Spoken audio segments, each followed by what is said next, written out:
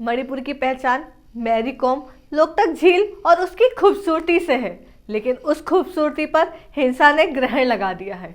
सवाल यह है कि आखिर वह कौन सी वजह रही जिसके बाद हिंसा में मणिपुर झुलस गया। इतिहास बहुत पुराना है, लेकिन मणिपुर हाईकोर्ट के आदेश को अमल में लाने की जब कोशिश हुई तो एक समाज दूसरे समुदाय के खिलाफ आ गया। नमस्कार, मैं साक्षी चौहान और आप देख रहे हैं नजर टुडे। आखिर क्या है पूरा मसला, चलिए जानते हैं विस्तार से। मसला मेती समाज से जुड़े लोगों को एसटी दर्जे में संबंधित है। मेती समाज की दशकों से शिकायत और मांग दोनों रही कि जब 1949 में उन्हें एसटी सूची में डाला गया तो 1950 में क्यों बाहर कर दिया गया। क्यों चल रहा है मणिपुर? हिंसा की शुरुआत पहले चूड़ाचांदपुर जिले से हुई। मामला कुछ यूं था कि 19 अप्रैल को मणिपुर हाईकोर्ट ने मेती समाज के अनुसूचित जनजाति में शामिल करने का फैसला सुनाया। इसके खिलाफ एकजुटता मार्च का आयोजन किया गया था। मणिपुर की वास्तविक समस्या मानवाधिकारों के उल्लंघन से रही है। 1960 से ही इस विषय पर आंदोलन होते रहे हैं। इसमें हिंसा का पुट तब आया जब अग्रवादी संगठनों ने छोटे छोटे बच्चों को हथियारों को ट्रेनिंग देकर भारत सरकार के खिलाफ भड़काया। मणिपुर ने उग्रवाद की समस्या को पीछे बड़ी वजह यह भी बताई कि वहां के लोगों को लगता था कि जबरदस्ती उन्हें भारतीय संघ में शामिल किया गया और राज्य का दर्जा ना दिया गया। मणिपुर में गरीबी, बेरोजगारी, जनसंख्या विस्फोट, जातीय तनाव, बाहर रहने की इच्छा, युवाओं में असंतोष, हिंसा, भ्रष्टाचार और जेंडर इशू प्रमुख है। आदिवासी समाज दो वजहों से मणिपुर हाईकोर्ट के आदेश का विरोध कर रहे हैं। पहला ये कि जनसंख्या और राजनीतिक प्रतिनिधित्व दोनों में मेती समाज का एक दबदबा है। दूसरा, मेती लोगों की मणिपुर भाषा संविधान की 8वीं अनुसूची में शामिल है। मेती समुदाय को वो वर्ग जो उसे प्रमुख रूप से हिंदू हैं, पहले से ही अनुसूचित जाति यानी कि एससी या अन्य पिछड़ा वर्ग यानी कि ओबीसी के तहत आते हैं और उसका फायदा भी उन्हें मिलता है। मणिपुर ब्राह्मणों को मेती ब्राह्मण या मेती बामू कहा जाता है। इस समाज से जुड़े लोग मेती भाषा बोलते हैं। इन लोगों को रिहाइश मणिपुर की घाटी वाले हिस्सों में है। मेती ब्राह्मण के बाद दूसरे समूह भी इनका संबंध बंगली ब्राह्मणों से है। मणिपुर में समाज के संबंध एससी या ओबीसी समाज से रहा है, लेकिन उनकी मांग रही कि 1949 में भारत में शामिल होने से पहले ही उन्हें ट्राइब्स के रूप में सूचीबद्ध किया गया। लेकिन 1950 में जब संविधान की ड्राफ्टिंग हुई उसके बाद उन्हें एससी वाले सूची में बाहर कर दिया गया। राज्य की आबादी से मेती समाज की भागीदारी कम से कम 65% है। मेती समाज का तर्क था कि उन्हें संवैधानिक अधिकार नहीं मिलने की वजह वे मणिपुर से हसिये पर जा रहे हैं। उनकी जमीनें, मकान पर कब्जा आम बात है।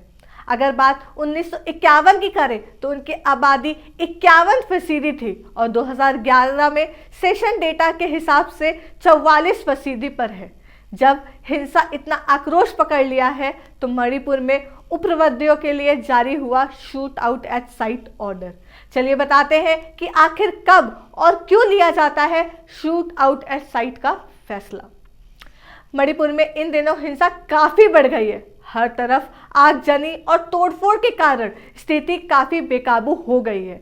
ऐसे में सरकार ने हर तरफ सेना की तैनाती बढ़ा दी है। इस हिंसा के कारण लगभग 9000 लोग विस्थापित होना पड़ा।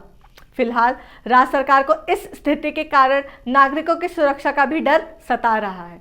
बहुत सोच विचार करने के बाद बीजेपी के नेतृत्व वाली मणिपुर सरकार ने पुलिस को शूट आउट एट साइट का ऑर्डर दे दिया है। आपको बता दें, ये ऑर्डर बहुत ही संवेदनशील परिस्थितियों में दिया जाता है। इस ऑर्डर को जारी करने का अर्थ है कि यदि प्रशासन को कहीं कोई भी शरारती तत्व नजर आता है तो वह उसे गोली मार सकते हैं। हालांकि शूट एंड साइट को लेकर लोगों के मन में कई तरह के सवाल होते हैं, जैसे कि क्या शरारती तत्वों को जान से मार दिया जाता है? किन परिस्थितियों में ये ऑर्डर दिया जाता है? आखिर ये ऑर्डर कौन देता है? ये इस वीडियो के माध्यम में हम आपको शूट एंड साइट का ऑर्डर से जुड़े सभी सवालों के जवाब देंगे। क्या है आखिर shoot and site order? Shoot and site Hindi में अर्थ होता है कि देखते ही गोली मार देने का आदेश। दरअसल शूट एंड साइट आदेश भारतीय दंड संहिता आईपीसी की धारा 144 के तहत राज्य सरकार द्वारा अमल में लाया जाता है। जबकि किसी क्षेत्र में हिंसा बढ़ जाती है और स्थिति संवेदनशील हो जाती है तो ऐसी परिस्थितियों में सरकार द्वारा प्रशासन को ये ऑर्डर दिया जाता है। इस ऑर्डर में भड़की हिंसा को रोकने और उपप्रवृत्तियों को नियंत्रित करने के लिए जारी किया जाता है। इस धारा के अनुसार यदि कोई व्यक्ति हथियार या और ऐसी कोई चीज के लैस है जिसका इस्तेमाल किसी की जान को मारना या उसको नुकसान पहुंचाना है, उस मौके पर उसे शूट करने का आदेश होता है। इसके अलावा यदि प्रशासन को लगता है कि कोई व्यक्ति किसी अंध के मौत के कारण बन सकता है या किसी गैर कानूनी सभा का सदस्य है तो उसे तहत सजा दी जा सकती है। यदि कोई तत्व काफी समय से पुलिस से भागने की कोशिश कर रहा है या जो पुलिस हिरासत से भागने की कोशिश करता है जिसे समाज को बड़ा खतरा होता है, उसके लिए प्रशासन द्वारा पुलिस को शूट एंड साइट का ऑर्डर दिया जाता है। हालांकि कोई भी पुलिस वाला बिना ऑर्डर मिले किसी व्यक्ति को अपराधी समझकर उसे गोली नहीं मार सकता। ऐसा करने पर उसे सजा हो सकती है। गोली मारने का नहीं होता है आदेश। हालांकि किसी भी धारा में ये नहीं लिखा है कि इसके तहत किसी को देखते ही गोली मार दी जाए। इस आदेश के तहत किसी के भी पास को गोली मार देने का अधिकार नहीं होता है। ऐसे इसलिए ताकि कोई अपनी आपसी दुश्मनी के लिए इस ऑर्डर का इस्तेमाल ना करे। एक प्रकार से कहा जाता है कि शूट एंड साइट कोई आधिकारिक शब्द नहीं है। भीड़ को तितर बतर करने के लिए दिया जाता है ये आदेश।